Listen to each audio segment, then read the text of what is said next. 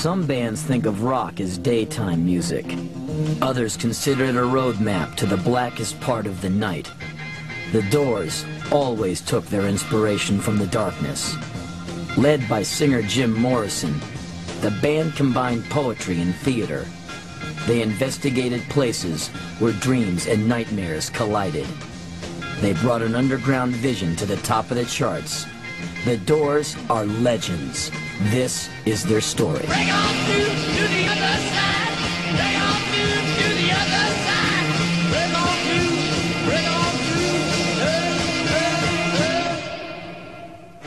to. During the early 1960s, California was a hotbed of rock and roll. The Beach Boys set the tone for a lifestyle of fun, fun, fun. By mid-decade, San Francisco is a haven for the hippies and their smile-on-your-brother attitude.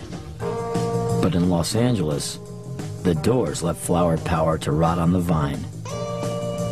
They looked for truth by moonlight. Separating themselves from hippie values of optimism and community, the Doors created one of rock's most ominous sounds. At the center was Jim Morrison, a film student and aspiring poet. In a theatrical moment, he called himself the Lizard King and told journalists that the Doors were erotic politicians. I think these days, especially in the States, you have to be a politician or an assassin or something to really be a superstar. Like the Stones in the Velvet Underground, the Doors flirted with danger. They stood for investigating the extremes of every situation. We want the world and we want it now. Right, Mama?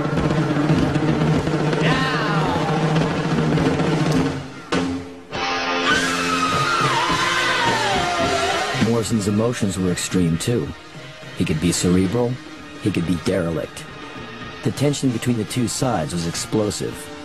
He reacted against all forms of authority. It made him one of the most charismatic and provocative rock stars who ever lived. One of the most bewildering, too.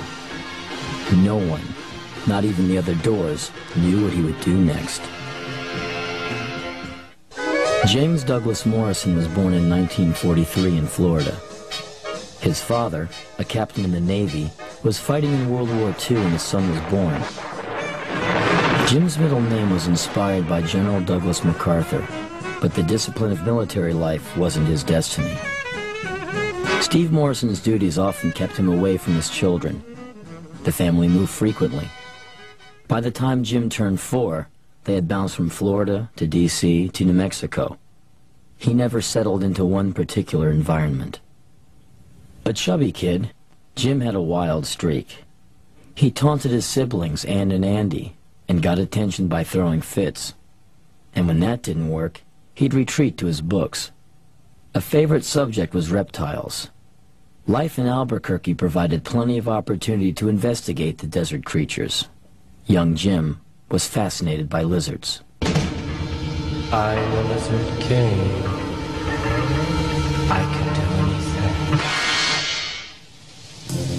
anything. As an adult, Morrison told his friends that he had a life-altering experience at the age of 4.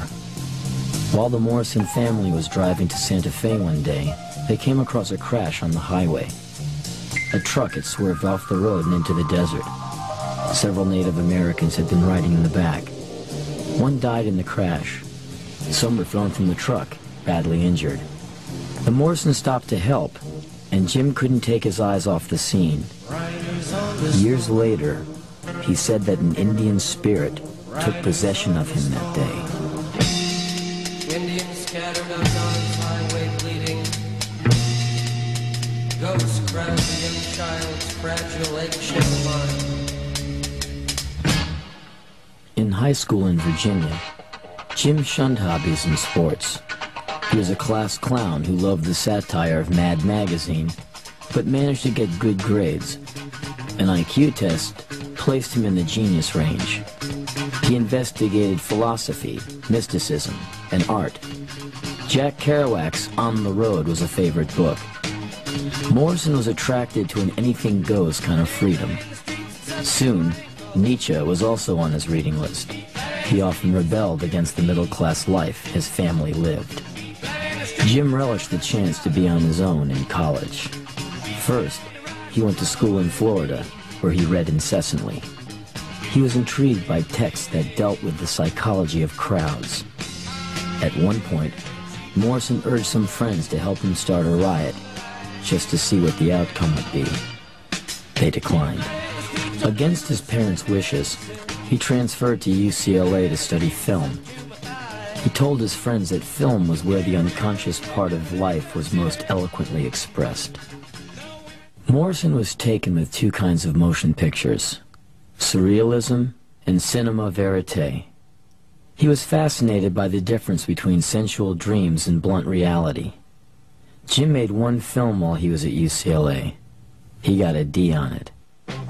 He fell in with several students who were dedicated to art, and some who made an art of partying. One pal was in a band with his brothers on the weekends. His name was Ray Manzarek. Ray liked Jim. He thought Morrison was witty, devilish, and smart. Manzarek's group, Rick and the Ravens, was a bar band. They did tunes like Louie Louie, and they'd invite fellow students up on stage to sing along. One night at a local bar, Jim joined too, but he was shy and didn't do much more than shake a tambourine. After graduation, Morrison took an apartment in LA's bohemian neighborhood, Venice Beach. There he read the poems of Rimbaud and wrote his own verse. He told one friend he wanted to start a band. "I never went to concerts," he said, "but I heard in my head a band and singing and an audience." He slept on rooftops near the ocean. He crashed at friends' houses. Morrison was living the poet's life. The afternoon he bumped into Ray Manzarek on the beach changed both of their lives.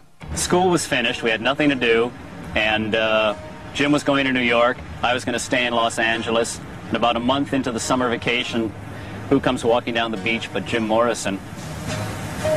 And I asked him, "What are you up to, man? I thought you were going to New York." He said, "No, I decided to stay here and write some songs and stuff." I said, "Well, go ahead, sing one of the songs." And then he did Moonlight Drive, and I thought the words are just amazing.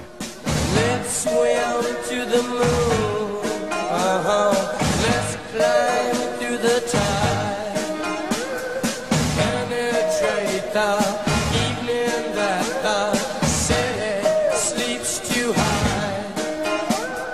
Let's swim out tonight, love, it's our time to try. Heart beside the ocean on our moonlight drive. Jim needed someone to believe in him and help him set his words to music. He moved in with Ray and began to work on songs. They called themselves The Doors, after Aldous Huxley's book, The Doors of Perception. Huxley's title itself came from William Blake's line, "If the doors of perception were cleansed, everything would appear to man as it is, infinite." At first, the Doors had no drummer. That changed when Manzarek met John Densmore at a meditation class. John was an inventive drummer without a regular gig. He was playing fraternity parties for pocket money when he met the Doors. Together with a bass player, Morrison, Densmore, and the Manzarek brothers cut a demo tape that included Moonlight Drive, Hello, I Love You, and a tune called Go Insane. Columbia Records signed the group, but then dragged their feet about recording sessions. It was clear the band was not a priority.